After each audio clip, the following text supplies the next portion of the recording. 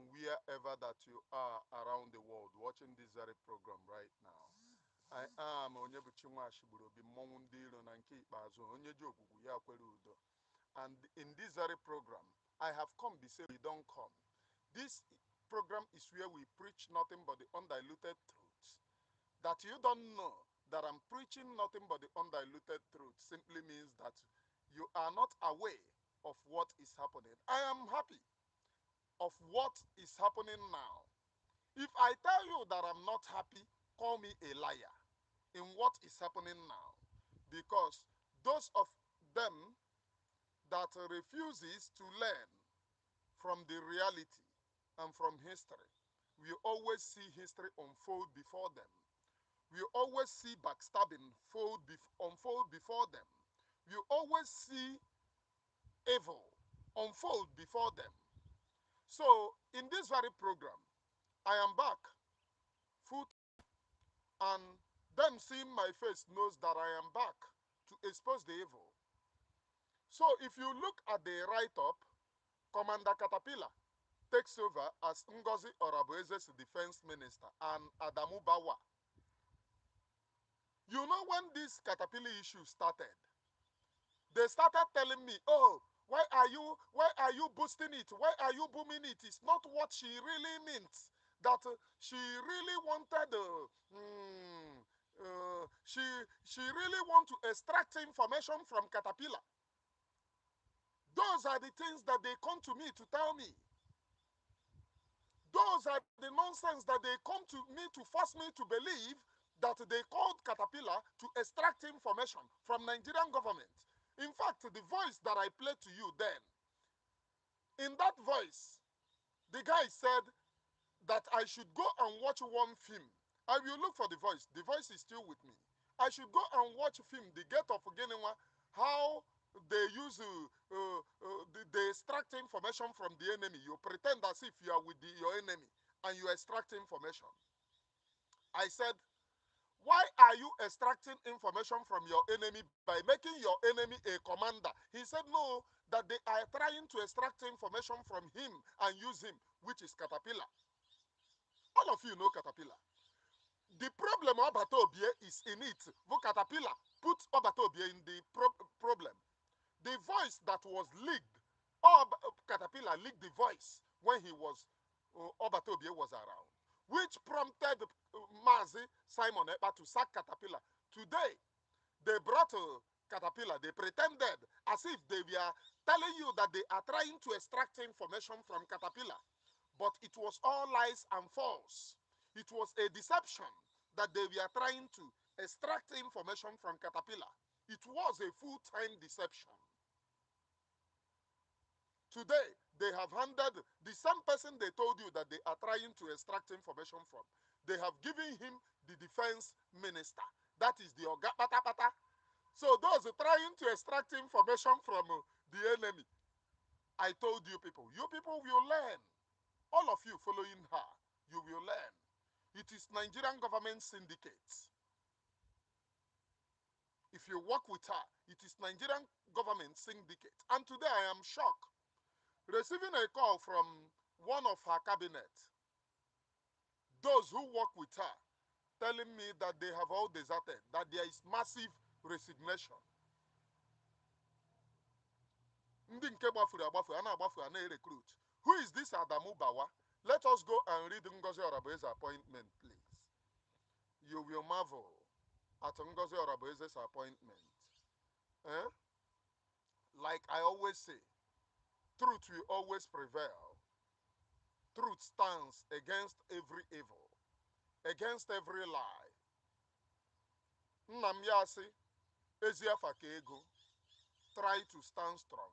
So, Ngozi Oragbueze on 17th October 2025, this thing, somebody sent it to me.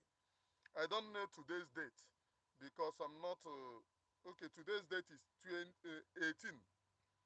So, 18th, this thing, she published it yesterday.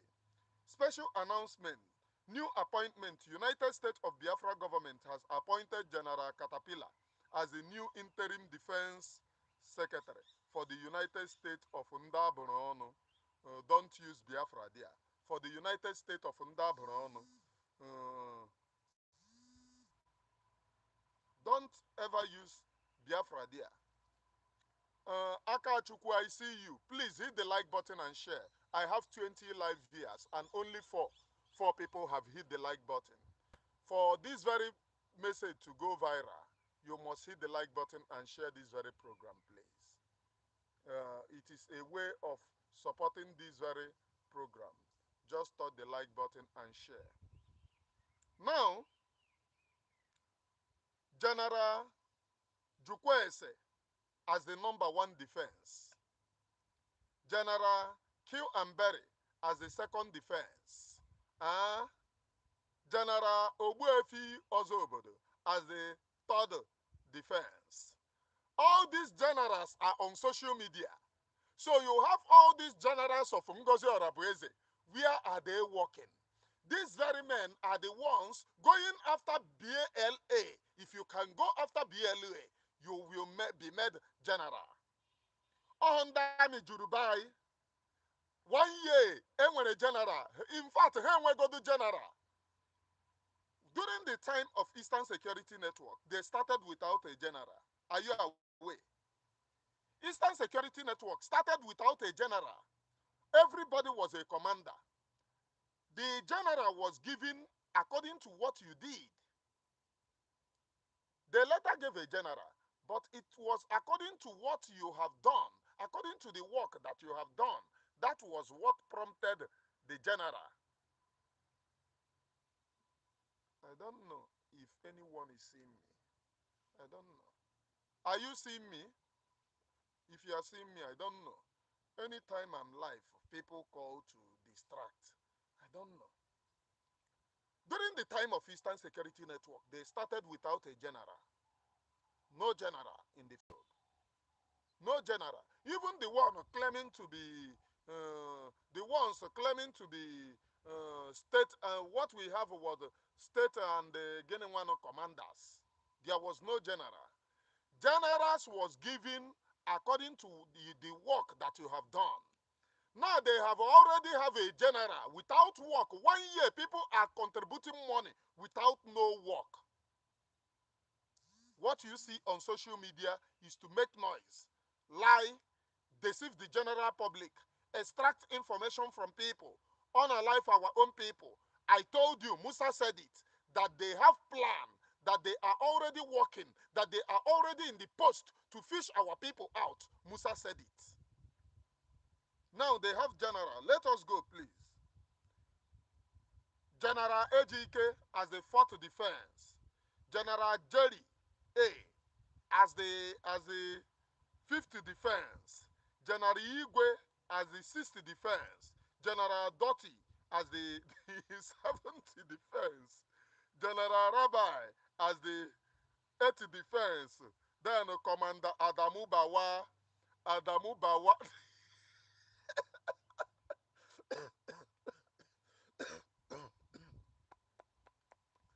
Commander Adamu Bawa.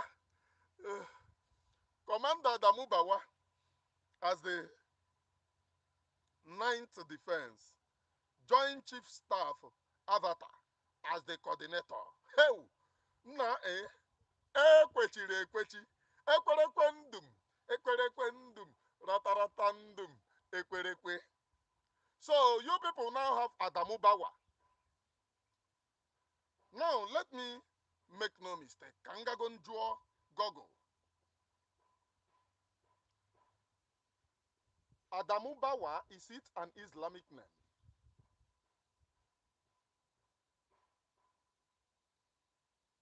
Kaigan na Gogo. Gaga Juo ha. Bawa.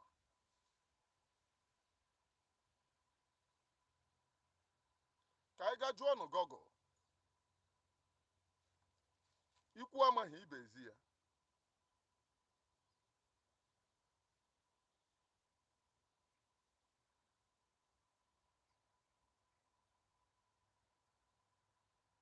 Nna Gogo nke a dị confused.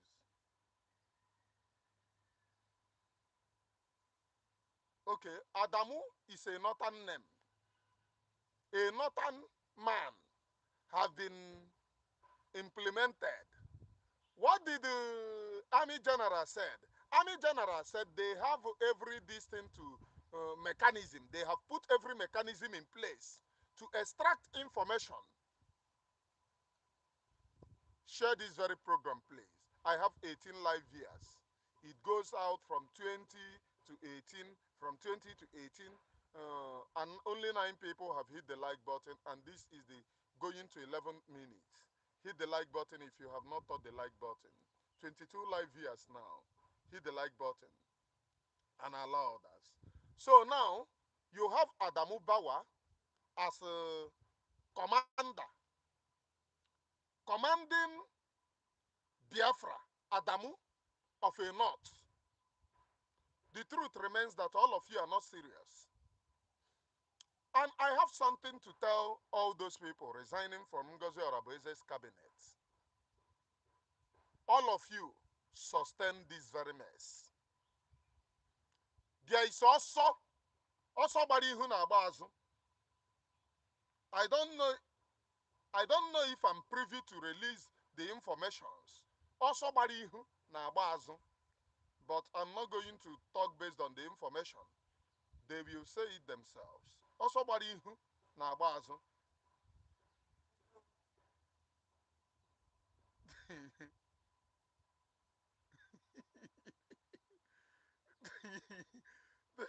if you go to her comment section, people are laughing.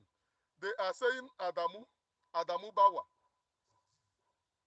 Explain who is Adamu Bawa. You go explain tire, no evidence.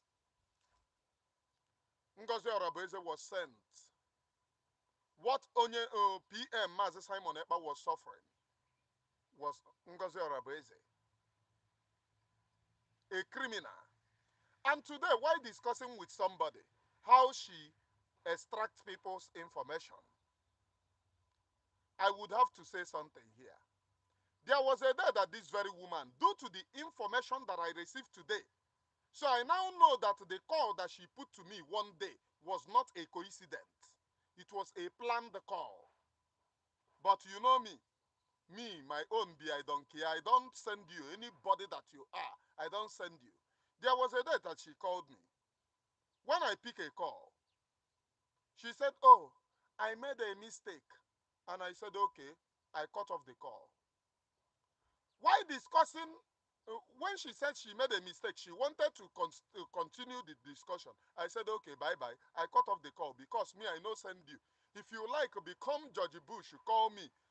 You must follow my own rules. If you do not follow my rules, I know they beg you. I know be like those hallelujah boy where they follow una. Where we say hallelujah, hallelujah, cha cha cha cha cha. Nke a na-akpọ kele nna kele ekwensu TV, lying to you people. Due to what? Views. I enwetekwe views. But Almighty Chukwu Okike Abiyama will punish all of you because of what you do. The damage that you have caused in the land of Biafra, in Biafra struggle. You have all these commanders, all these very people. I don't know if I'm appearing, please. I don't know. Let me check. I don't even know what is happening here. Why my camera is not showing me at all? This is part of their social media nonsense. I don't just know. My camera is not showing me at all. I am coming, please.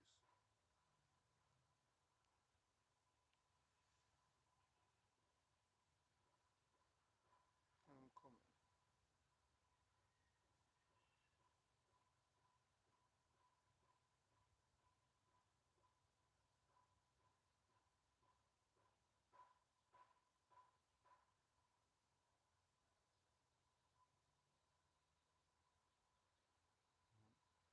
Oh, well.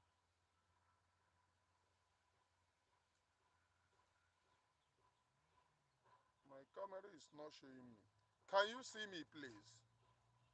This is part of it. I don't know when this whole nonsense started.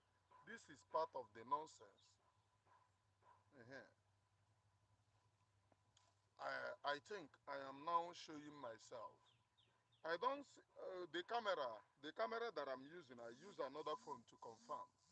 It's not showing me at all. Has it turned again?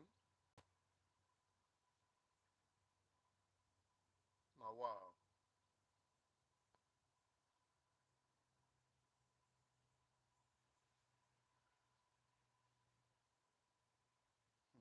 Chere ka m put unu here together. M may put them together. It is back. I have put it together. Now, all of those people that supported her nonsense, away wash and buy, brainwash and buy, sold nonsense to them. You can cover yourself in shame. Adamu Bahaha, a northerner, have become a commander. In fact, a defense, the 9th defense of Ngozi Oragbueze. Do you see the caricature? On Saturday, she is coming to do fundraising. And she will tell you, Musa is killing us. What they are doing in our land, we will not take it. She have generals. General, because they are trying to mimic what the BLA have on the ground. They are trying to mimic what Igwe Butuzo them have on the ground. They are trying to mimic everything. She now put up General Wampi, General. Let us go. She now put General Jukwese, Ahamadu, General Kilamberi. The one that is this thing is Caterpillar. Caterpillar was promoted by Ngozi Oragbueze for putting PM in trouble. Many of you do not know. That voice that was played in Finland to hook wing PM was released by Caterpillar in 2022. In 2022, Caterpillar leaked the voice of PM Mazi Simon Ekpa to DOS. In that 2022, Mazi Simon Ekpa fired Caterpillar. Are you aware? 2022. There was another lady that they used to extract information. That one was acting as a doctor to men on the ground. That one is, I think, that they want to hook wing me. She was one of my informants then. Because after PM fired them, they wanted to take me into their criminality.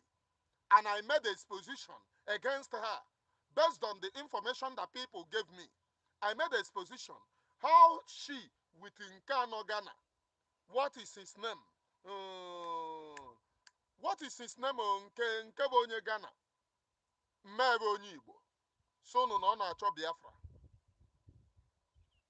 After making the exposition, she then called me, telling me, oh, that information that I have, it is not as it is, that she will explain. That was how she started explaining. No evidence. Then she then felt these are the people that gave me the information. For that, she will expose them to in my own platform. She started going there to bring their informations to me. Do you see how I was very, very successful in destroying their criminal enterprises? All of them, when I expose this person will feel, oh, it is because of this person gave me the information. Therefore, they will bring that person's information also to me. And I was very, very successful in destroying their criminal enterprise. That was the reason why, even as of today, Ngozi Fulani Bueze is not giving up in chasing, because she believed that I can do it. I can help her to redeem her criminal image, her sabo image. They are still sending some group of, should I say, confused people to talk to me. And their own intention was, as people are running away, so that I will come back and praising hallelujah. Hosanna for her in the highest. I am Onyebuchi Nwashiburubi, please. I am Onyebuchi Nwashiburubi. Those of you who followed Ngozi, what have you? Commander Bawa have taken over. Caterpillar have taken over. And you did not ask yourself question. Where are the people that she flaunt those days? Those commanders, where are they? They are nowhere to be found. I do not see Ezamununobi here. Or have they captured those Ezamununobi and buy him? No, no, that one, hallelujah boy. That one will remain Mugu. That one can never change. That one is anywhere money face. Anywhere money face. I am Onyebuchi Nwashiburubi. You can talk against me for all you care. I have 30 people watching live and only 10 people have hit the like button. If you have not touched the like button, touch the like button, please. It's very, very important. Touching the like button will make others to join. You can talk against me for all you care. Talk as if you hate me for all you care. But you say truth on this particular platform. I will never go down. I will never shy away to tell our own people, because the truth remains. It is because of Biafra that I have come. And I ask all of you,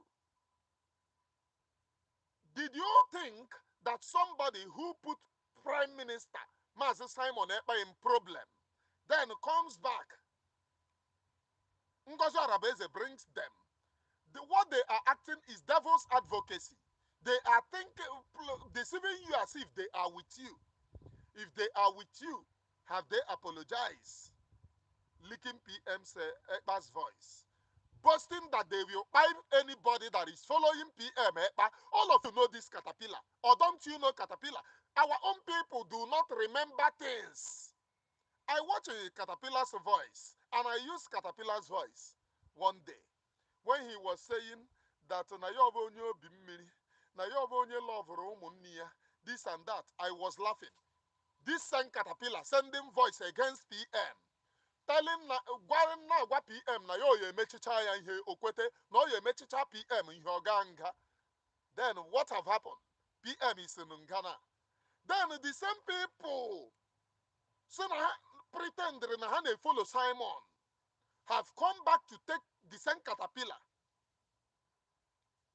Ụbọchị na-agba ọsọ nche na 6 years, onye ndị ọkwa nọ na 4 to 5 years. Ọfọdụ obere oge na ya PM pụta. Ụbọchị na-agba ọsọ. PM will come out. And these things, if you want to build a legacy, don't build a legacy on momentous. Moment honor. Let me build it so as to gather followers and to gather those who will follow me. Build a legacy that will last.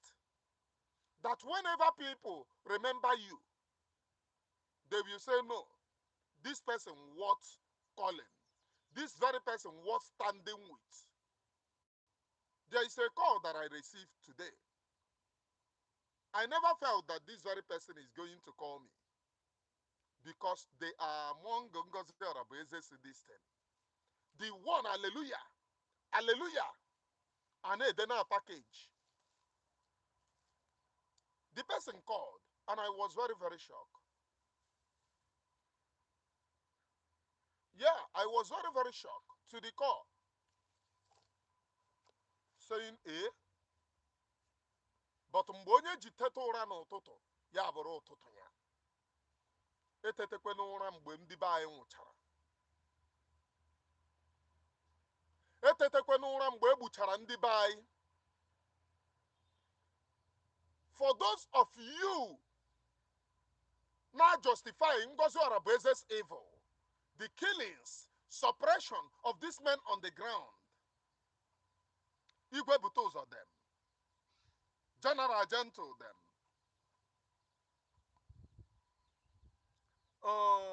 Kezi here Holy Ghost them. These very men sacrificed their life. I mezie ha onye na onye jere onye na nwanne ya jere ịkpa nkụ, onye na nwanne ya gara ịchụ anụ, nwanne tọgharịa na-ajụ nwanne gị ọkpa gị yiri ọkpa anụ, onye na nwanne ya gara ịchụ anụ, ọkpa nwanne gị yizie gị ọkpa anụ. That is what they did to them. Today, all of you remember when I first of all announced this caterpillar, they were like, oh, it was not possible, it was a lie. Ngozi Oragbueze's generals at then came and lied that there was nothing called caterpillar. That there was nothing called caterpillar. Then and 247, you have a long walk to do. We go 247, you have a long walk because this is where you fucked up big time. I will always tell you, this is where you fucked up big time. You have a very long work to do there. Nkana 247 came out and tell the general public, lie to our people. And our people bought these very lies.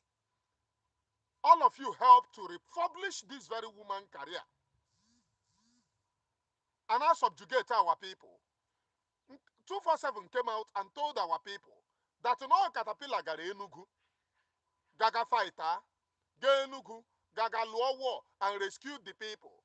247, you are an elderly man. This is where you have a very long work to do. Come out and tell people what you know about this grievous lie. Asi aburibu. Asi abu how just asi aneme overlook. A very heavy lie. You throw it out to deceive our own people. You have a very long work. Then the voice of the people from Enugu came out. They were crying. The commanders were crying. They lost a lot of people there. And all they can do is to come on social media and lie that it was Caterpillar who went there to do what? They were crying. Mmadụ nọ in pain. Caterpillar made away with the money. So the plan was Anatu Egwaneri. And please remember, Caterpillar is Ikenga Uruagụ. Ikenga Uruagụ is Caterpillar. Ikenga Uruagụ is Caterpillar. Caterpillar is Ikenga Uruagụ. They use Caterpillar to get information. And I want to say something. If you are in Ngozi Oragbueze's cabinet, Okwonsinu neme governorship election, governorship election, Olaka Ayaneshe disappear one after the other. There was a man, when he came to Uruagụ, said that there is a camp in Onimo. There was a man who came out to say that there was no camp in Onimo.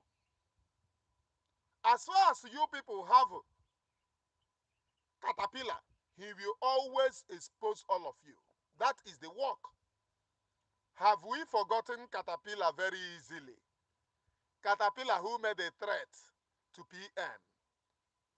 Who said, even because they have people around them. Because they have people in the cabinet. They thought that I'm somebody that rely on people. I don't rely on people. I don't rely on selling my informations to people.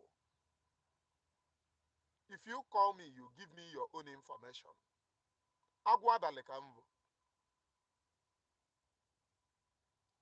Amapo mbaye boom. Hama for 2022. 2022 ahụhụ 2023 ya adịdị ya shie ike I made an escape. They then promised me that they know where I am. That 2023 December, I will not escape it. 2023, I escaped to 2024. Orukwa last year, they said they have known where I am, that I am going to buy very soon. That very soon, I never buy agwabali.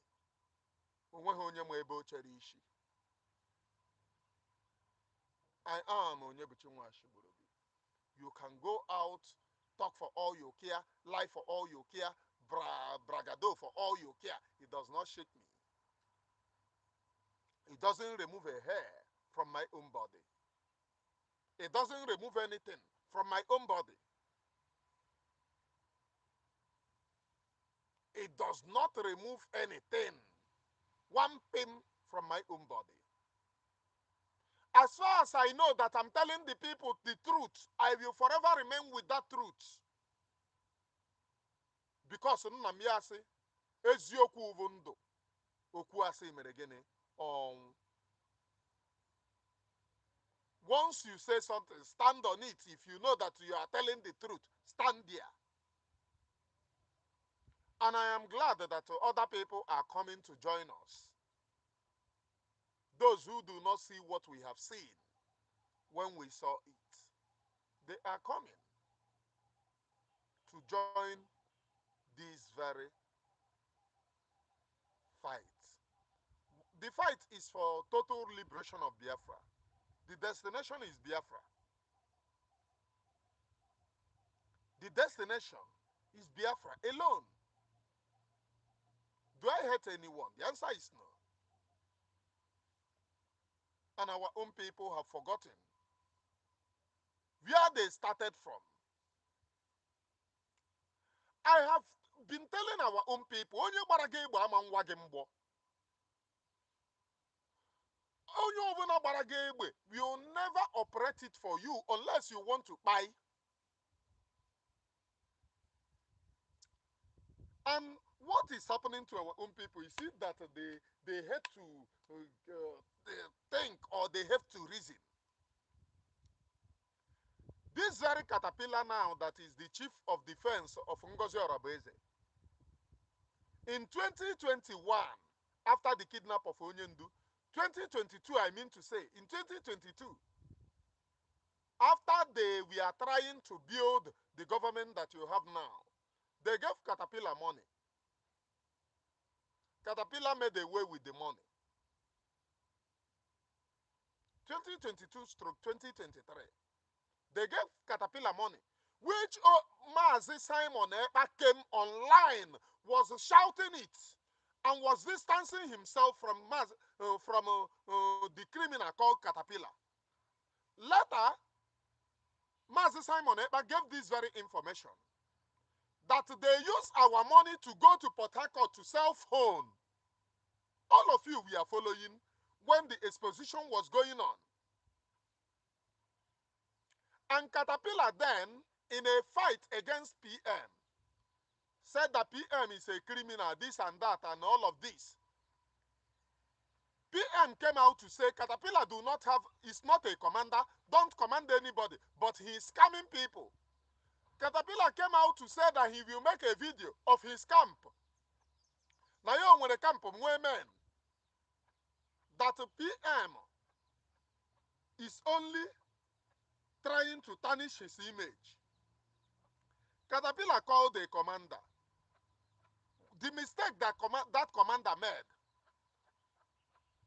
Thank you, Anya. I need, if I am saying something, people to confirm. Today, that Caterpillar is Ngozi Oragbueze's commander. Then ask yourself, what happened to PM Mazi Simon Ekpa? What happened to PM Mazi Simon Ekpa? Remember, Ngozi Oragbueze joined this very struggle 3 years ago. Oluchabekwe 3 years. 3 years ago, he joined this very struggle. Now, when PM said that Caterpillar is not a commander, but Caterpillar is deceiving the people that he is a commander, Caterpillar embezzled the money. ngwo nke biri ebi gagare nara ego. Caterpillar said that he will make a video of his camp. Along the line, as this war was going on, Okpontunu Uruagu was even broadcasting it, attacking Caterpillar. Obieze, you are welcome, please. Attacking Caterpillar. I mean, attacking Mazi Simon Ekpa, that he is attacking Caterpillar, that he is attacking Caterpillar because Caterpillar don't want to belong to his evil enterprise, don't want to belong to his criminal enterprise. That was Okpontunu Uruagu as the war between Mazi Simon Ekpa and Caterpillar was going. Okpontunu Uruagu was doing program saying that the PM is against Caterpillar because Caterpillar don't want to abide in PM's evil enterprise. Are you now getting it? That Caterpillar don't want to abide in PM's evil enterprise.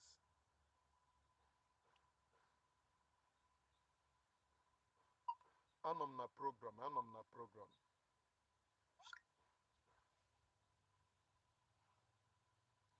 As Okpontunu Uruagu was broadcasting it on his platform, then there comes, what are they calling him? There comes Caterpillar. Caterpillar called the commander that please, that no people na-achọ iweta ego in this Biafra agitation. And imanda n'obodo oyibo, biko ka anyị napụta ha ego ka m bịa na kampụ gị emeke vidio. M bịa na kampụ gị emeke vidio ka anyị meke sure na akpọrọ aha m Caterpillar, na aha m nọ ha in that video, na those people ya akwụnye ụgwọ aike dị ego, na ha na-asị na ha chọrọ Biafra. All of you had it. Ha na-asị na ha chọrọ Biafra ka anyị napụta ha ego. So Caterpillar made this very voice and sent it, told the man. The commander in turn, sent it to Mazi Simon Ekpa, but I blame the commander. The commander could have told him, come, Obiezi Ojide. At least by now, all this nonsense I got on, we cannot be going through it. The commander sent the voice to Mazi Simon Ekpa, telling Mazi Simon Ekpa, look at what Mazi Simon Ekpa then came to program. I am saying this so that you know all of you who are supporting Ngozi Oragbueze are collaborators and haters of Mazi Simon Ekpa. Mazi Simon Ekpa immediately came to a program, said it, and played the voice of Caterpillar and asked him, you said that you have a camp. This is the voice of the criminal. Then Okpontunu Uruagu wedded in, started defending Caterpillar, telling him that since you are scamming people, Caterpillar have this thing to do his own. Or have you forgotten? Since Mazi Simon Ekpa is scamming people, Caterpillar can equally do his own. So it is not even now that Ngozi Oragbueze started trying.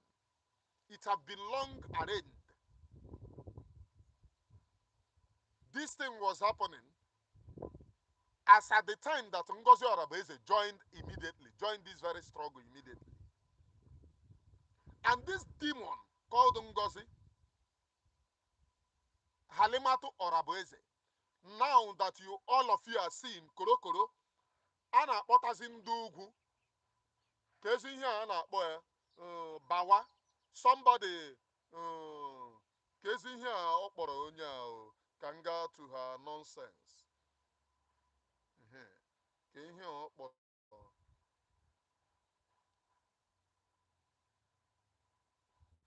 Adamu. Now it is now obvious to all of you.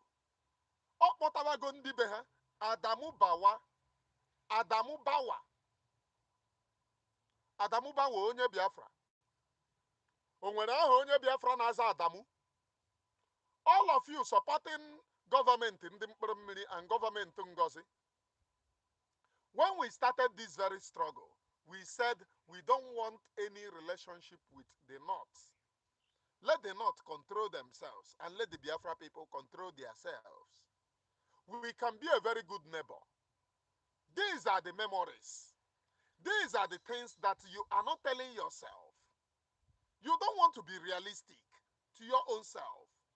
And so far that you don't want to be realistic to your own self, you will continue to fail. Because those of you evil people, those of you demons in human form, those of you deceiving our own people, will continue to fail. That I can guarantee you. That I can guarantee you, number one. Infiltrate the struggle. Infiltrate the struggle. That have been the option. Infiltrate and extract information. That have been the option. Slide the struggle, kill the struggle. That have been the action. And do you want to shrink the struggle by your own self? I thought that most of you want freedom. I never knew that ndị mụ na ha sobe agwụ abalị. People that cannot reason and see things for themselves. Please share this very program to your WhatsApp groups, to your Twitter, and to your Facebook. It's very important. Share it, please. People that cannot differentiate, people that cannot stand on the truth, those are the people, freedom, freedom, freedom, freedom, freedom, freedom. And they don't want to be sincere to themselves. Man, here I know freedom. Here I know the struggle for Biafra. Agbacha ọsọ anyị agụmai. Agbacha ọsọ anyị agụmai. Ọ bụ mụnwa ka ọgụ yeri. Agbacha ọsọ anyị agụmai. Anyị akọ ya n'ọnụ. I am Onyebuchi Nwachigburobi, please. And the truth, the unreserved truth, undiluted truth, is what I will keep on telling you here. When Master Simon Ekpa said that Caterpillar went to make a video, all of us were against the Caterpillar. Baratum, when you hear them, or Kai TV, Kai, or Kai TV, Kai TV, or Kai TV. That one said that I have a personal problem with Caterpillar. I laughed then because that one did not know the origin. These are new people. These are new people. What prompted me to Nana Caterpillar? I swore an oath he will never join this very struggle. Is because Caterpillar released the voice of PM. It was trending. The Nigerian media was using it then, which they used against him in Finland. They played the voice in Finnish courts. He released the voice of PM. While they went to meeting, he recorded PM's voice. And when these very things were coming out, he used it against PM. He sent it to the DOS. Now, lekwe PM make a deal within that. On make a deal within that. Due to what? PM, as at the beginning, was thinking that so he was speaking to them.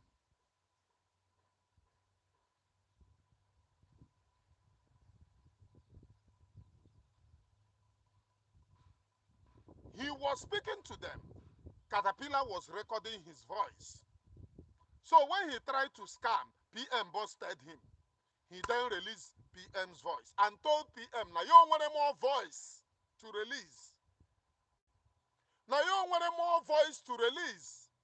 And did he release? He released a lot of voice, which means he came with ulterior motive. And remember, it was then that Ngozi Oragbueze joined this very struggle. So they started from scratch planning against Mazi Simon Ekpa.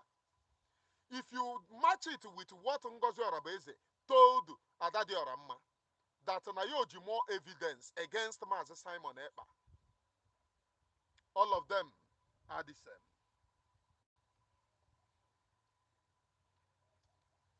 Hello? Anne, hello. Anọ m life. Oh.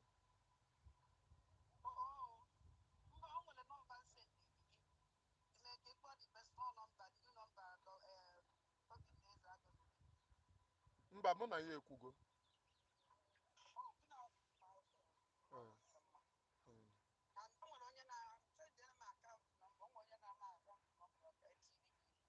No wala, mmemme Sunday. Thank you. Chim gozie gị.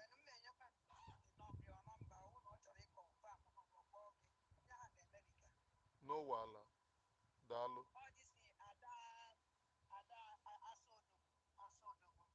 Daalụ nne. Ọ dị ka mana ọ dị ka mana ka ihe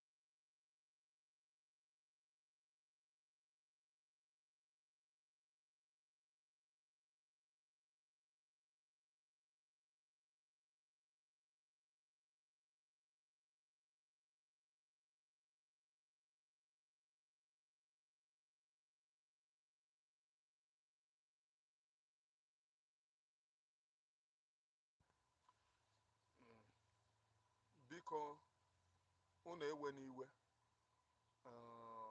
Unu ewe n'iwe. Anyị na-akpa nkata dịara anyị. These are the people that I cannot forget in this very struggle. They meant a lot well to Ndibani, but our own people had to learn. Our own people had to love to bite that finger that is feeding them. Our own people love to fight that person that is fighting for their own freedom. That's number one. Our own people. That's what they love. That person that is fighting for them, they will fight against that person. That very person that is fighting for them, they will fight against that person. Now let me go on more deep and insight in what happened. This caterpillar of a thing that is now today your own Messiah. Which means those of you, we are pretending as if you were following Mazi Simon Ekpa, waiting for him to buy probably so that you can follow any other person. Now, this very program, make sure that you share it wide to your WhatsApp contacts. Let it go viral. To your own Twitter and to your own Facebook. If they are blocking somebody, if you cannot hear me, manage, please. Manage. Hello?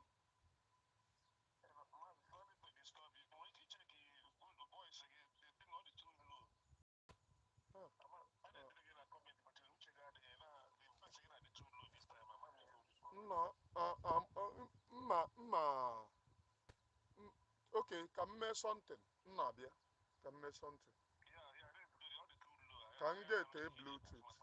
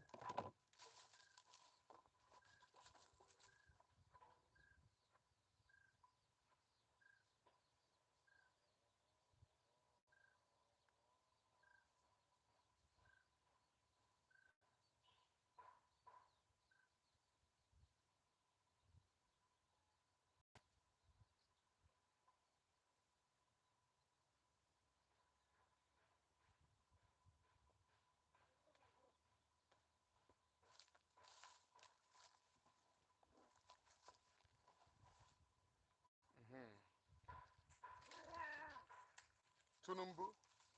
Mpịa gị ihe mma apịa gị na.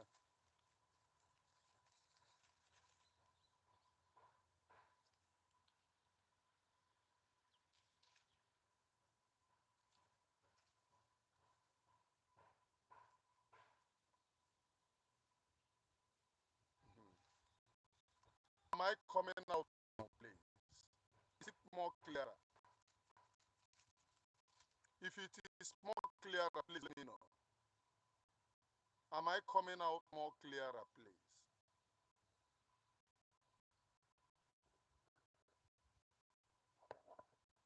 Am I coming out more clearer? Let us move. If I am clear and more clearer, let us move. Mgbe onye ike tụrụ ụtụtụ ya ayo. I am Onyebuchi Nwashigburobi, please. Let us move. Now, I need you to confirm if I'm coming out more clear and more clearer. I need you to confirm. Okay, it's better now. Thank you. Now, after PM exposed this very caterpillar and Okpofenurago came to defend him, Caterpillar then became officially Okpontunuruago's boy. He was making video. Even he thanked Okpontu for enrolling for accepting him and enrolling his children into school.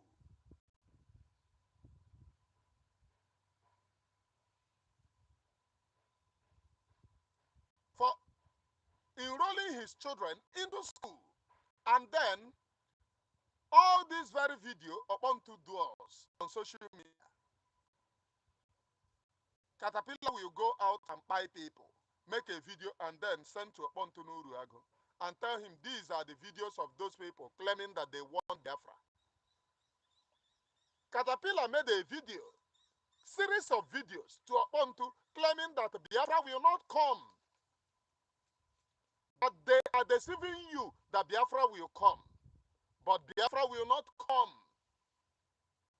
This very Caterpillar deceiving you now. Agwabale. And you want me to support. Many of them, Nkana Okai then told you, oh, it was a very, because of a private problem that Biafra will not come.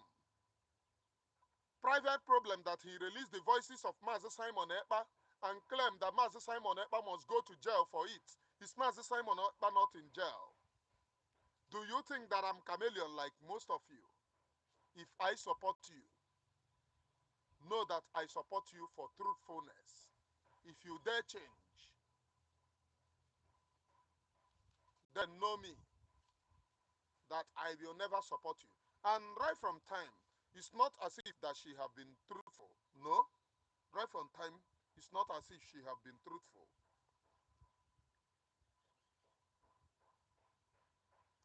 Right from time, I knew that she's not leading our people anywhere.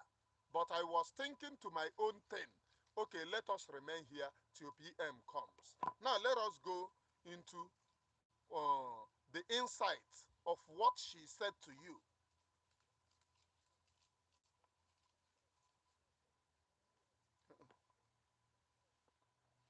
Can you collect the channel again? Yeah, the issue again. I try to collect the channel rubbish. Let us go to the insight of what she is telling those of you. Kaigano to her Twitter. Now, if you come to this her Twitter now, she said special announcement, new appointment, Kambido, General Caterpillar. Okay, General Caterpillar as the new interim defense secretary for the United States of Biafra. On what category did you appoint somebody? Is it a thank you? It is because as a result of agreement that they had, if I help to imprison Mazi Simon Ekpa, what will be my own? If I help to imprison Mazi Simon Ekpa, which appointment and office will I be given? Because this is the caterpillar me and you know boasted that Mazi Simon Ekpa must go to prison. So how did that person become interim general secretary? And you claim, the same people will claim, oh, Mazi, I want to say something here. Somebody briefed me that Ogenkere people, Ndi Ogenkere, Ndibo Ogenkere, and Ngozi, Ogenkere said that he wants to call off the suit he made against Ngozi because PM said no. It was a lie. No PM. You know Ngozi Oragbueze them don't face the shouter. And I told you people there was no suit. But I am looking at them with one eyes. Let that suit come. Now they are trying to tell you, oh, the suit will no longer hold because they want to call it back. All of them are supply chain. They are in it for together. When Ngozi boasted that Ogenkeri is in state, Yaman or federal, what do you think? They have shared the work, how to fish men on the ground out. Onye nke ati ishi ebe a thinking that ha na mmadụ na-emekọ ihe ebitray ya. They have made this very plan, put it down. And I want to tell those of you, follow you Ogenkere. There is no difference between Ogenkere and Ngozi Oragbueze. You can doubt for all you care. You can deceive yourself for all you care. But Ogenkere and Ngozi Oragbueze wo fu alaji ka ha na-achụrụ efi. These two individuals, ofu alaji ka ndị a na-achụrụ efi. You can doubt, you can talk, you can do anything that you want. It's not for me. Ogenkere and Ngozi Oragbueze, ofu alaji ka ndị a na-achụrụ efi. Suit emere for how many months? Ọkwa na America ka a na-esu mmadụ for how many months? Court esitibe on it. Suit na-achọ iteke 1 year in court na America. Court esitibe on it. Agwa ekwe. Ọkwa anyị ka a na-agwa. Ọkwa na anyị ka a na-agwa. Ogodo ọkwa mmadụ nwe ogodo egwu na-ata. Unu oche na mbụ mugu. Nkwụrụ m n'azụ unu na-amatari nne m. Mbịazie nne hell unu. You people can go and gather those who can help you, not me. You can go and gather those who wants to sell their own conscience. My own conscience is not for sale. And I don't have conscience that is for sale. And I thank God that Almighty Chukwuokike Abiyama built people like Biafra Unite, Daddy Oramma and me. If we were not there, this deceit could have gone on and on. And then ebushishi onye ọbụla. None of you will survive it.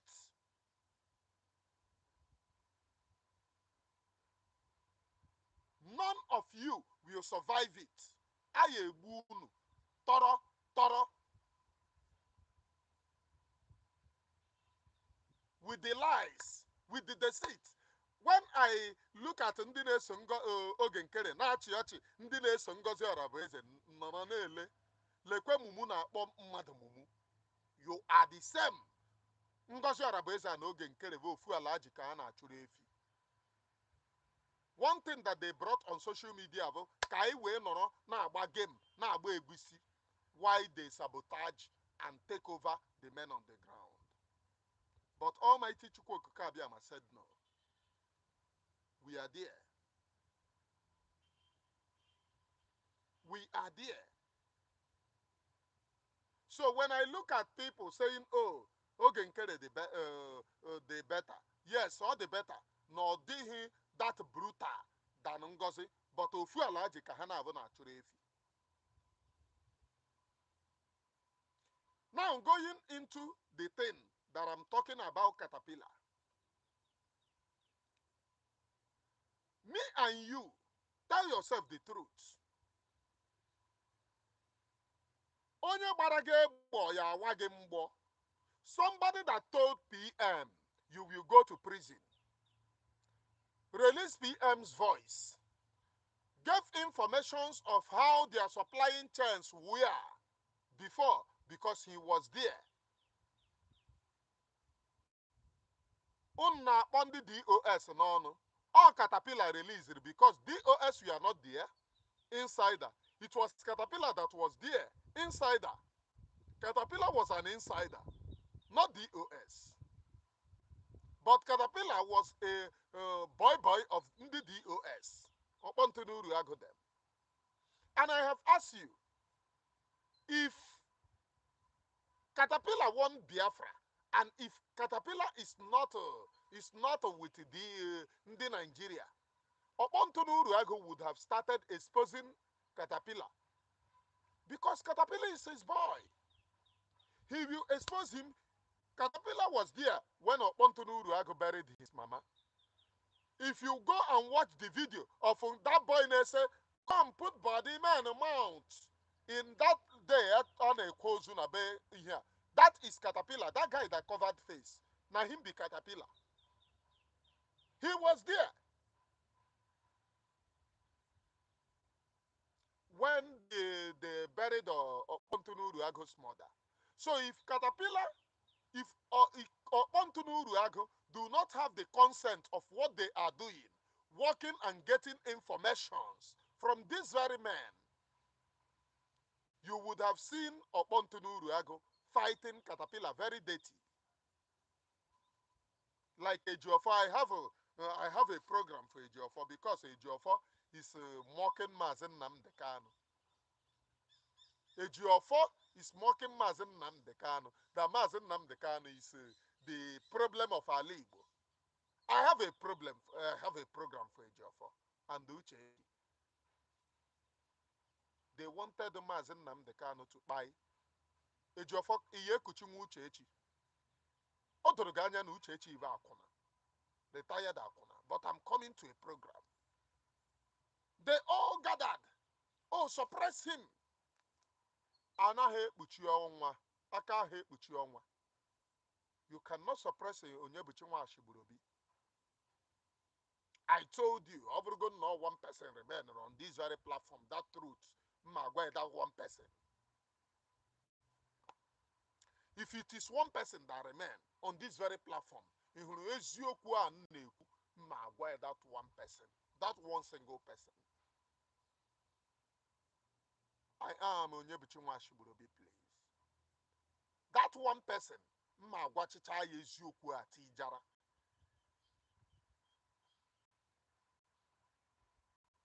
today, what is happening? Like I said before,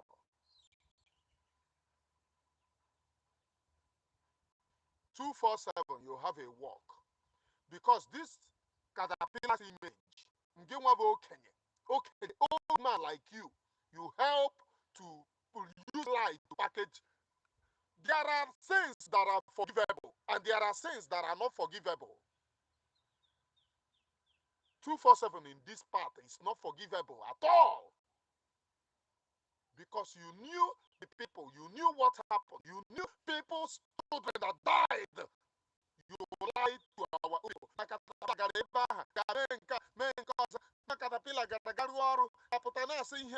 And you know, to you, I made your program but you, we are there lying for people. No, gara, send the caterpillar wega, menga rescue you. This part of lies. Whenever I wrap my head around I say etoro, Nsimba. Only toro there I see the heartless. Only toro there I see the heartless. When you know that our people are dying. At that time, that time Kiji we say we call Kwakwas Abacha Guoya Buterendi. Today you have claimed innocence. As only angel. God will judge you. This particular thing, on a main wrap on my head around it, December. This man, God will judge you. That is where I leave it. Now, Biafra people, what is Bawa doing in your own military? As they told you that they have a military. Adamu Bawa, what is he doing in your own military? Have you seen that you have reintegrated in 1 year? You have reintegrated yourself in one Nigeria. And it is no longer all about Biafra. It is all about deception.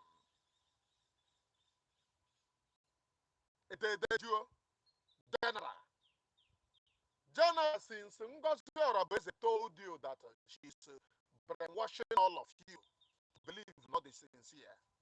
Have you seen another person? This person is a mouthpiece of the gods. Mouthpiece of the gods, you are evil. And God will bring you out. God will bring you out and disgrace of you. On that PM, you think that they want Biafra. But on that, they are supporting rubbish.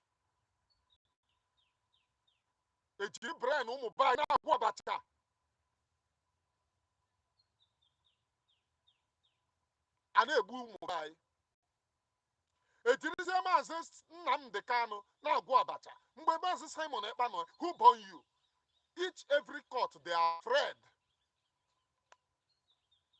All of them, the politicians in that here, started shouting, oh, release Maazị Nnamdi Kanu, release him, because of Maazị Simon Ekpa.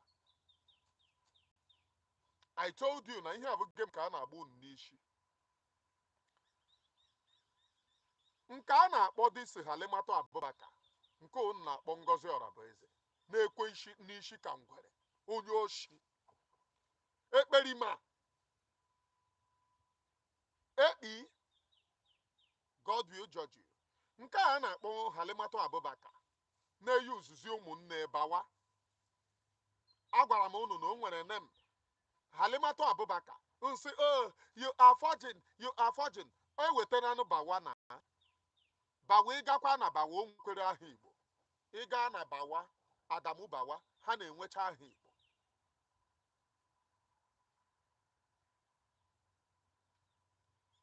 I am Onyebuchi Nwashigburubi. Nke a na-ekwe n'isi ka ngwere, a na-akpọ Halimatu Abubakar.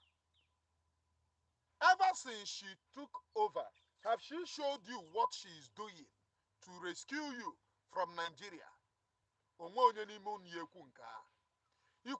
aha nnọọ ịghọgo ihe a. None of you unu BLA na-anwụ pịpị. These very men now struggle how to survive. All of you not there. These very men now struggle. How can they survive? Because they have come for the freedom of our own people. And they want to give us that freedom. They want us to attest to the freedom that they have come to give. Kedu ihe anyị mere? Aishi na-azụ backstab aha mụ aha mma na-azụ. Onye bịa ya kọrọ inyo nke gaba. Onye bịa ya kọrọ inyo nke gaba.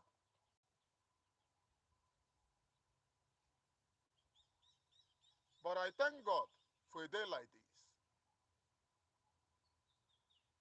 And I saw, oh, don't talk against her again. The reason why Haji Gachoka in what she is doing is because of these very people running away today. Today we have been able to open the chance that her cabinet is dissolved, including from A to Z. All you new people, including Madam Privy, Kankuya, this man didn't ha soft in charge of their internet have resigned and told her, I came for this Biafra. We cannot watch you lie to our own people, bring the north of meeting an evil between Ain and the Ugu, between Ain and the governors. And then nonsense hope. Now try our people as the same as how to run as a bar for Yago ordinala. Aruba for Yago menala, Seba for Yago ordinala. The same as how to Oragimba caterpillar that they want to extract information. Go and look at their programs then. Mankana Sena Yovu Kelekwensu. All of them. I watch it, remember, no one in here has yolo. No, caterpillar. All of us or cover nonsense in Inokoro. Go and look at all their program. Only has yolo actually not information. Only have their defense, acting defense secretary. Only has yolo not information. Can't is it over. Udogoganya na this very plan of the long time. These very people who have many not today. They have a concrete plan to imprison Obatobie, to make sure that Obatobie suffer, to make sure that Obatobie never comes out. And they have not stopped. They continue. After Obatobie, we are in prison. They continue. But one assurance I am giving this Halimatu Abubakar. Nelly Ofwebu will be better than you. It's not as a result of boasting. It's as a result of sincerity. Nelly Ofwebu will be better than you. Watch and see.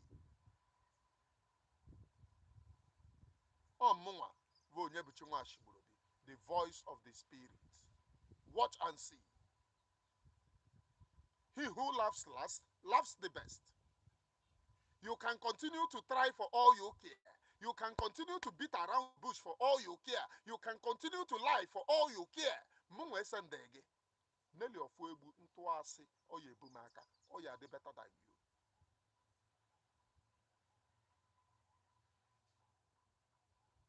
Look at the freedom.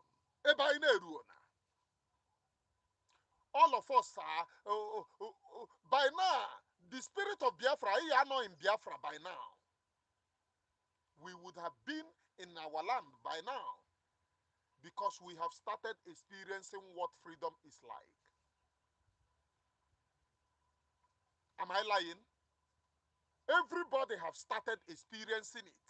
Isaigata declare she was very, very fast because she think that can those happy email, can those happy email, can we ride that on? That is the plan of the Nigerian government in Hana rise the tension. They play against us. And Okpontu Uruagu was there posting nonsense. No, because they know, number one, money doesn't buy me. Money can never buy me. I am poor. I don't have anything. I don't have money. I cannot eat for myself, but you cannot use money to buy me. I have my own conscience. I think and I reason for myself. I have my own conscience. You can never use penny, effort to buy me. And I know very, very conscientious Biafra people here on this very platform that Obajuo Dorom Mbara got to them. Saha lekwe lekwe lekwe. Lekwe lekwe lekwe koshi wederem.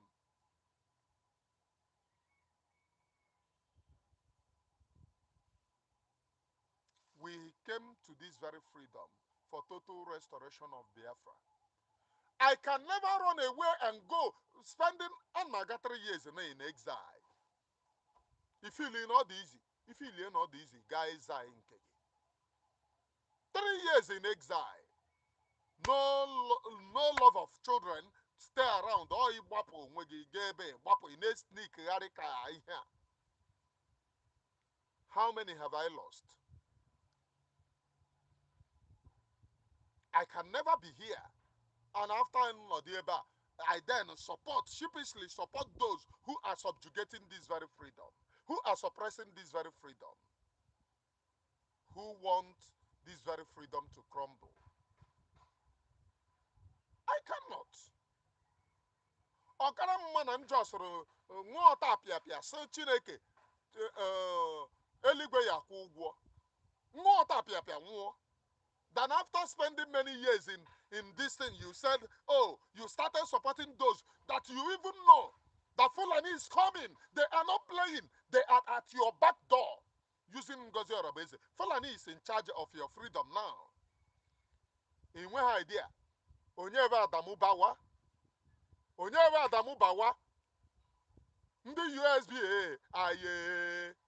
we move for how many years? Going to a year. Where are you? Going to a year. Where is your freedom? Going to a year. Have you been able to free yourself? Going to a year. Where are you? Ngozi have emasculated all of you.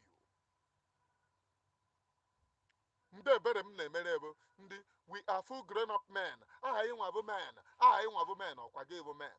Upon the man. Ndị men asị ụnụ pụta na aga pụta ndị nwa na onwe gị okponu ibu amụ asụ nwoke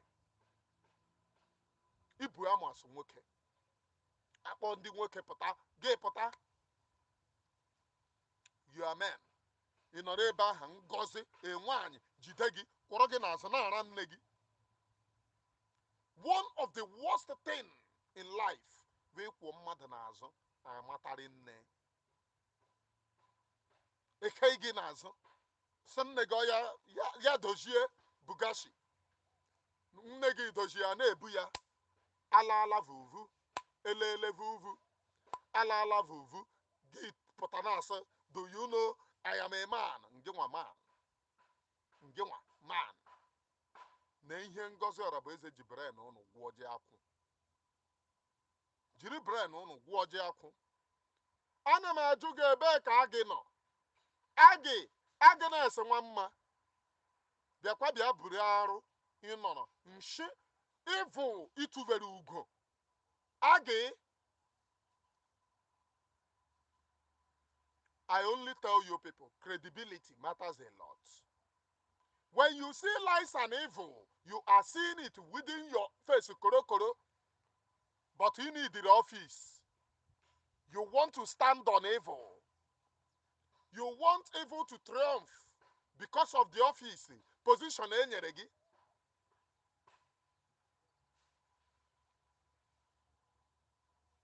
Look at your USB.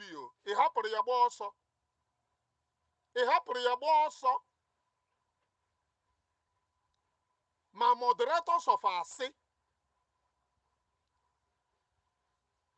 ha niile ahapụcha na bupụ ọsọ. Look at your USB. But we will never forget. Even as much as you people are running away today, we will never forget. Just go and write it at the back of your mind. Your lies, your propaganda, your character assassination, the lifting up of evil today, we will never forget. That I can guarantee you. Ihe agakwa kọba ị na-akọ ihe mbụ mba na-abara agụ na nke ikpeazụ a. Onye ji ogwugwu ya kwere udo. Mba na-abara agụ. Kpọọ m poor man ekwere m ekwe. Ejighị m ego, but I no go sell my conscience. Ezi afa mere gịnị ka ego. Did you know, as these very people now running away from Ngozi, some of them will run away. They will say, brother, ihe anyị na-ekwukwe since ọkwa na-aka anyị na-ahụ ya. Brother, lekwe. Brother, lekwe. Just imagine na abụ m evil person. Like all this mugusi ju na-make content. Ejiru na-create content. Weru na-asị asị like utufuru mmadụ a na-akpọ Rosa. Ị na-ele nwoke okpokoro ofeke. A man ya pụtala onwe ya anya na camera. Put up camera. No, ele onwe ya anya. Na deceive our people. Throw our people asị, tomorrow, which face will you use to face these same people? Ebe ọ bụla ị gafere asị gị get out. Eze asị. Come on, si ebe a pụọ. Do you want to be somebody like that? That people will look and say, get out of here. Ezi aha ka ego. Good name is better than anything in the world. All of you are there.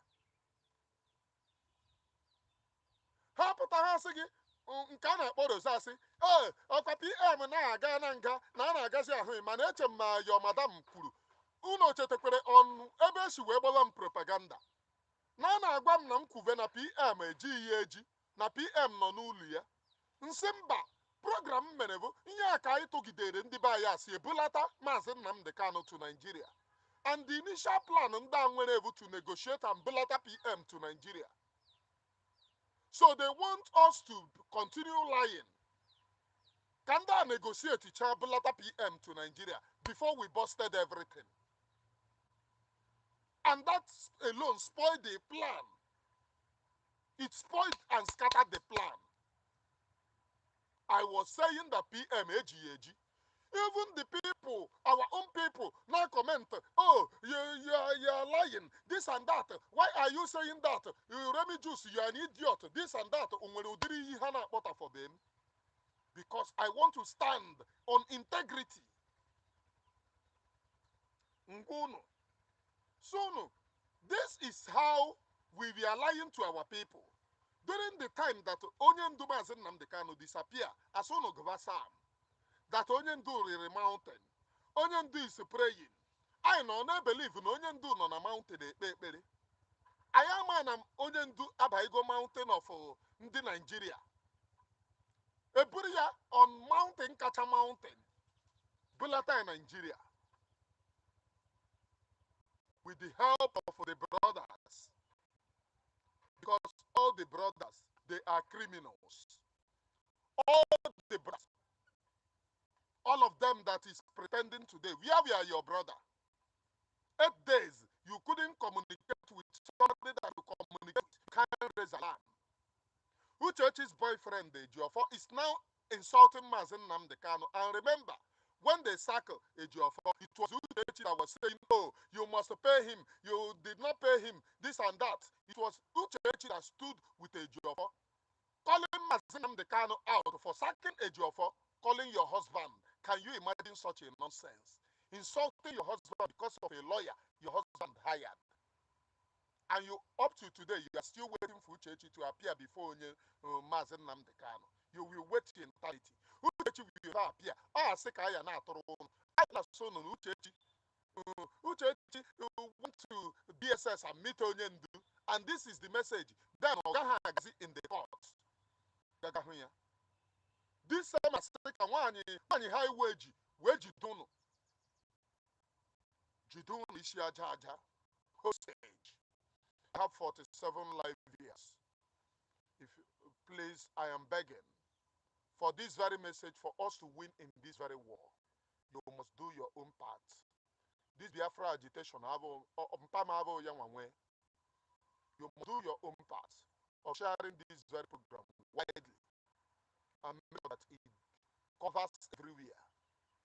It is a war between me and you that we will face it to conquer and win. You must, as a matter of fact, if you love freedom, you must. Anybody that you send it to, and the person says, don't send it to that person again. It is in our own. And you must hit the like button. Once, if you just join the struggle, I mean the video, hit the like button, we will win.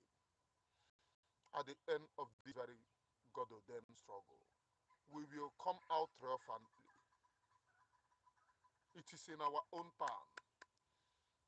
The destiny, the sufferness of the people of Biafra,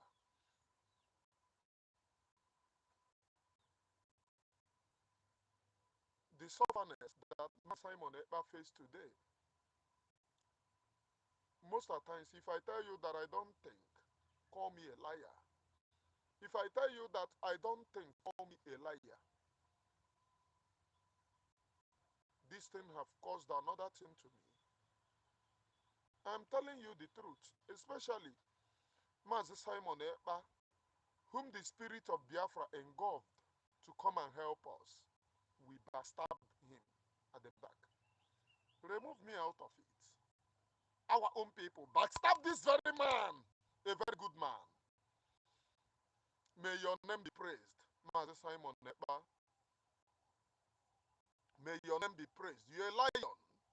And we, the good and conscientious Biafrans, will remain here to preach that which you stand for.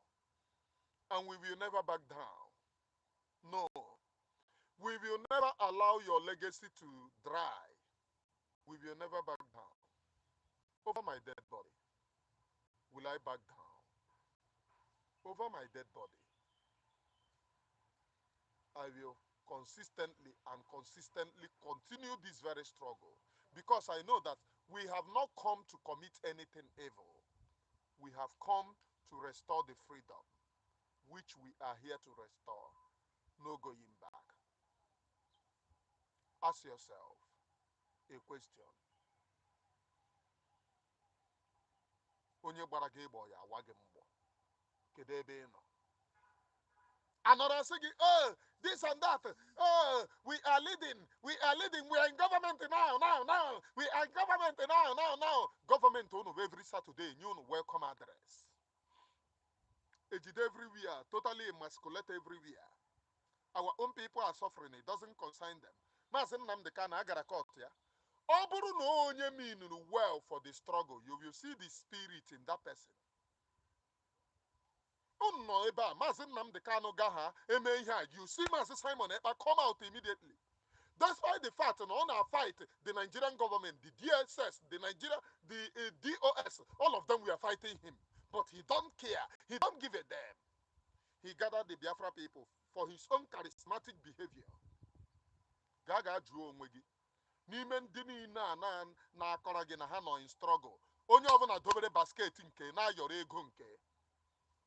Onye ọbụla bụrụ Lawrence Anini, Derico, Echiojine, Osombo, One Eye Assassin, all of them on here have. Onye ọbụla jide basket nke na ayọrọ ego nke. A na-eghere ụnụ asị. A na-eghere ụnụ asị. We are moving. We are in government now. The United States of mmiri. We are now government. We are not.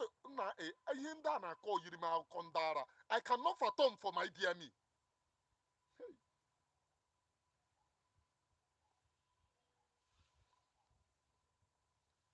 And I'm not going to give in here. Nse elo dere akwa na akọrọ our people. Ndị ndị na-asị m ndị na-eme ha kpọọ m na fon ma o nwere nke ọ m gwara sị ya ịkpọ m another day. Alaikiri m olu ishi claim na ịbụ onye na-eme mmụọ. Ịkpọ m another day claim ọ this thing nke gị mmụọ na-eme. Never you call me. Ị na-eme mmụọ gị wee na-eghere gị ashị na nwaanyị a bịara ịbịa achọ Biafra. Mgbe m na-asọpọtụ ya mmụọ m enwe mgbe o ji wee m na ọ ya lead anyị to Biafra. Karasa den onweghị onye ọzọ. Ihe nsọ bụ ka anyị support of ya. That was the reason why go to all the video I made. You see, my message comes in two. There is a one that I haven't released. Onye ọbụla we want to go away. Go to from the beginning of the support of it.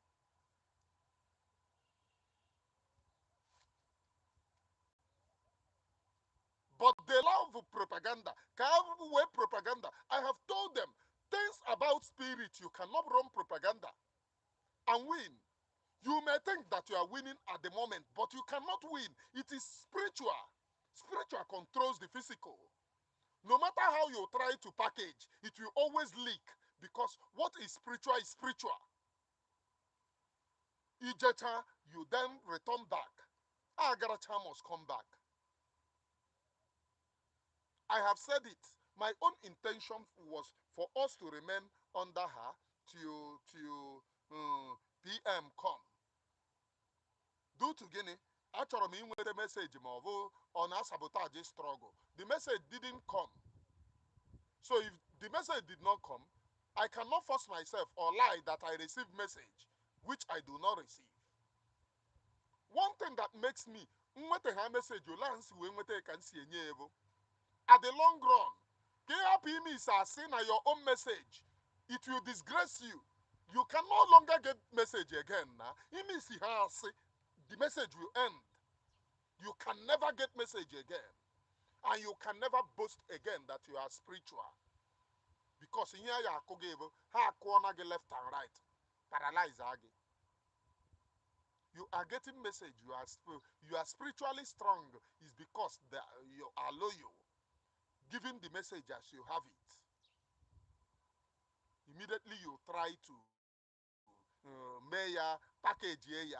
You can never, ever, ever, ever, nothing again. I am Onyebuchi Nwashiborobi.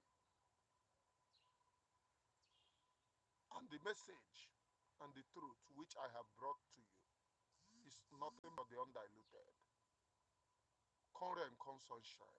It will happen.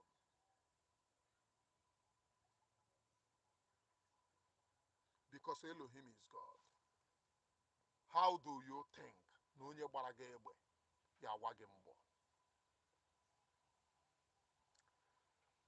Ọ bụrụ na onye chọrọ freedom, eme onye dịka onye ndu Maazị Nnamdi Kanu Akaja, a sitting judge gwa onye ndu Maazị Nnamdi Kanu that you cannot go anywhere to receive treatment. Ndị DSS ye treat gị. You will see that person. Oputabienye address. When Maazị Nnamdi Kanu was here, anything over the MND by, you will see him come out and give address. When Maazị Simon Ekpa was here, you over the MND by, you will see him give address. Then you have them. They said, oh, they are leading, but they don't want to put their life. They are not even tweeting. On Saturday, that Musa this, but you cannot tweet it in your platform, the atrocities that they are doing. Na ihe niile a na-aga agbagbu ụmụ mmadụ na-eburu ya na-akpagharị onwe beebi ya ahụ ya na platform Ngozi. She can never tweet it. Oge Nkere can never tweet it. You can never see it in their two platforms. Then why are you deceiving me? Why are you deceiving me? Ndị eje egokwe paracetamol unu je egobe ọsọfụ mmụọ ọ na-asa m afọ ntụasị na ọ ya ebu m aka ma ọ bụrụkwa Lord Zeus. Ntụasị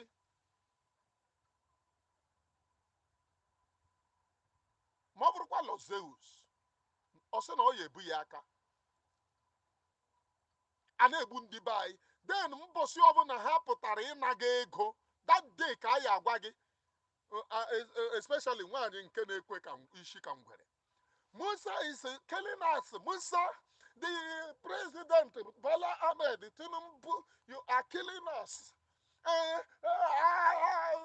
Ihe a ka ihe ahụ a na-ezuzu cha ịnụ ụmụ be anyị ndị nke m filiri na isi ha nwere ọgụ isi, ihu ha sị, oh mami onye bịara ịnaga ego ekodugo gị.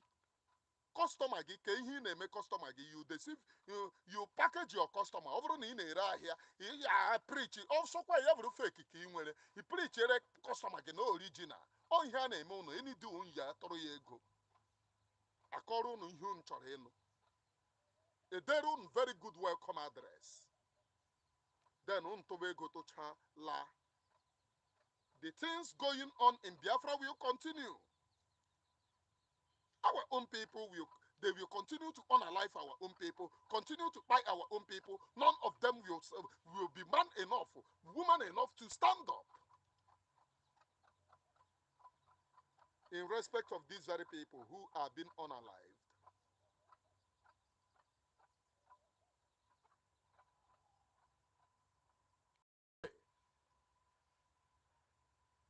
You now have a caterpillar that sent Mazi Simon Ekpa to prison. Caterpillar single-handedly sent Mazi Simon Ekpa to prison. He was the person who released the voice of Mazi Simon Ekpa. That voice that was played in Finnish courts, it was from Caterpillar. Those of you who have been here 2021 and 2022 that the war started can attest to the things that I'm saying. Those of you who were here when Caterpillar was our own people, now the auto idiot. This auto idiot now emanated from Caterpillar when he was spying. He said, you people choro Biafra, chobuko no na Biafra, no way Biafra yabia. Did you remember when he made a program from one bridge? Today, officially, a Bubago commander, Caterpillar, have been handed over your air defense. Oyande Buru battery. Mommy, Ngozi, Ngozi. Mankane Pipanto Munye Nishi. A Buru battery ya. Eye service of Inhen Kaketere. When Master Simon Ekpa was around, Mazi Murukamu, Operational, Welitishi, Bushinala, Welitishi, I was very, very surprised. Him mocking Mazi Simon Ekpa Mbona said that Remigius once said that Chiamaka Jere said that they can never take order from somebody inside prison. He was mocking Mazi Simon Ekpa. When Mazi Simon Ekpa gave that order, he posted it. He was mocking Mazi Simon Ekpa. But this was the very person, this Ezi, Nasapubahu, not Toki, a rare cocaine. One day I ejide Kwoyo Dona, Okudoka talking on Kubiko. Remind me, talking on Kukudo. One day I ejide. Okwa Aro, Koko Onazu, Ogwike, I ejide na.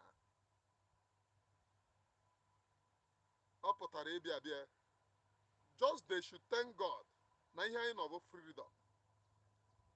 Ọ bụrụ na anọ n'ime aka ọgwụ, ngwa ụnụ na ime arụ ịhụrụ ihe agwọgide ọgwụ ka ị nwee ego ọfịa ahụ, mana ịgwọ ọgwụ ka ime mmadụ poison, ịkụọ mmadụ nshi, nke a na-ere ozugbo. Always got no freedom, and I have taken an oath agama akunshi in my life. I have taken an oath. Nagame tiyakana ihojo in my life. If not, akon sinko kenena.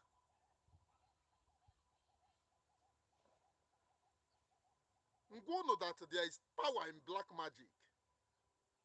On a say some way to ime ihojo. I am Onyebuchi Nwashiburu, please. I am Onyebuchi Nwashiburu. I thank God. People are now seeing road. Now, these very people that pulled away from Ngozi Oragbueze criminal syndicate, especially Ndidi in charge of their website, una be sincere to yourselves. I must tell you, it in charge of a website. He again a website post on na one year na defraud the people. Resign hapụrụ ya. Then there's a letter going on a scam people. Kedu udiri brain ị nwere? Hello udiri brain ị nwere oga? Hello udiri brain ị nwere sister? It in charge of website. Ihe agaga posto na nwaanyị a irie na ndị be anyị. Ndị na-abịa na that website na-ahụzi ya. So na nwaanyị a bụ onye oshi. It in charge of it. You never did it. Then gay resign. There's a day letter where you can never be part of a Nigerian government of Biafra. Ịhụrụ na eziokwu adịghị n'ọnụ. Kedu ebe Reverend Sister Anakata Ikpu nọ? Reverend Sister, you are seeing evil and you back evil up. I na-ekwu gị nọdụ ebe aha ndị ekele gị mara Jupiter na gracious blue ụwa nọnyere gị ndị ngozi na-eti ikporo niile ọ dị ezi ngozi nwa afọ ibu Jesu Maria dị asọ nne nke Chukwu yọtara ibu ndị nje anyị yọkịta na oge ọnwụ anyị amen. Ị nọ n'ebe ahụ ikwe ha anwụ. Ị nọ n'ebe aha ngozi na-egbu ụmụ Biafra. Ị nọ n'ebe ị support ọya. I have 51 live viewers. Please endeavor to hit the like button if you have not hit the like button. And share this very program to your many platforms. I am about rounding up now. About rounding up. My strength anaghị ebunwu this and my struggle in order to take this very struggle. Program.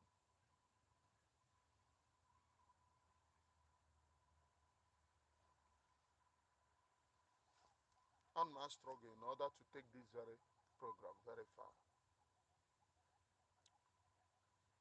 In Odiabaha, sister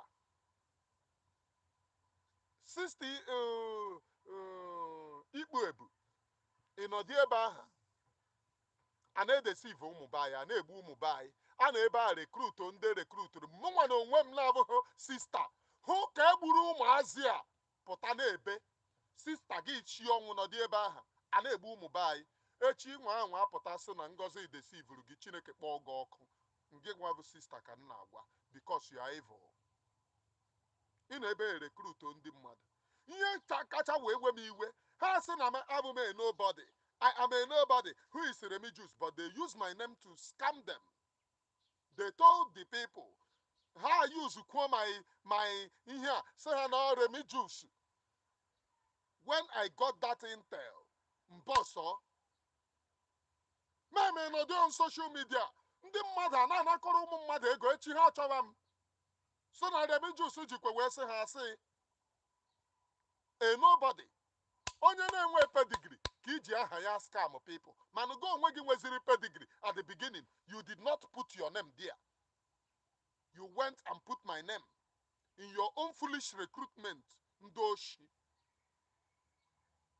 Gwa ha na Remigius. Nọrọ n'ịntanet na-eme program for Biafra. Gị were aha m na-eme Chineke ya akpọ gị ọkụ. Ọ bụrụ na Almighty God akpọ gị ọkụ ka mara ihe kọsụrụ ya. This is just the beginning. All of you feeling na unu gbanahịrị Ngozi Oragbueze, unu nọ na cabinet. All of you need to create an account, come out and say what you know. The same time unu na-agba ndị be anyị pụtanụ bịa kwuo ihe unu ma. Ihe a bụ going to 1 year. You people were able to be deceiving our people, giving them fake hope. Raising fake commanders. Now, the same person leak voice of Batobi eji wee tụọ nga. That person was the general commander now. Which means the struggle, all of you planned it ab initio. All of you planned it. But guess what? Obatobie will be out. Obatobie will be out. Master Simon Ekpa will be out. Trust me, he will be out. Go and mark today's date down. He will be out. He can die. Write it down. He will be out.